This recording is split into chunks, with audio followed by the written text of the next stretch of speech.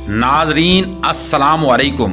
पाकिस्तान की सरजमीन पर ऐसे सपूत भी पैदा हुए जिन्होंने दुश्मन के सामने फौलादी दीवार बनकर वतन का दिफा किया। आज हम जिक्र करेंगे एक ऐसे ही हीरो का, मेजर अजीज भट्टी शहीद, जिन्होंने 1965 की जंग में अपनी जान का नजराना पेश करके तारीख में अमर हो गए।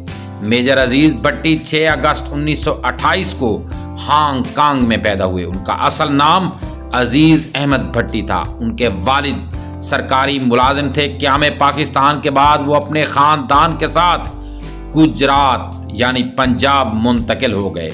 इब्तदाई तालीम हांगकांग में हासिल की और पाकिस्तान आकर मजीद तालीम जारी रखी।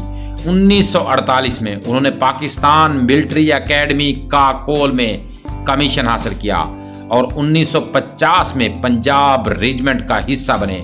शुरू ही से वो एक बहादुर, निडर और फर्ज शनास अफसर के तौर पर जाने जाते थे। अपनी काबिलियत की बिना पर वो तेजी से तरक्की करते हुए मेजर के ओहदे तक पहुंचे। सितंबर 1965 में भारत ने पाकिस्तान पर हमला किया। मेजर अजीज भट्टी उस वक्त लाहौर के बरकी सेक्टर में तैनात थे। दुश्मन की पेशकदमी रोकना उनके जिम्मे था। उनके पास महदूद वसाइल थे लेकिन हौसले बुलंद थे। मेजर अजीज भट्टी ने 6 दिन और 6 रातें दुश्मन के सामने डटकर मुकाबला किया। वो ना सोए, ना आराम किया, ना पीछे हटे। तोपों की गन गरजर दुश्मन के टैंकों के हमले के बावजूद वो अपने जवानों का हौसला बढ़ाते रहे और कहते, मैं सरहद की आखिरी हद तक लड़ूंगा और अपने खून का आखिरी कतरा वतन पर कुर्बान कर दूंगा। 10 सितंबर 1965 को दुश्मन ने टैंकों से शदीद हमला किया।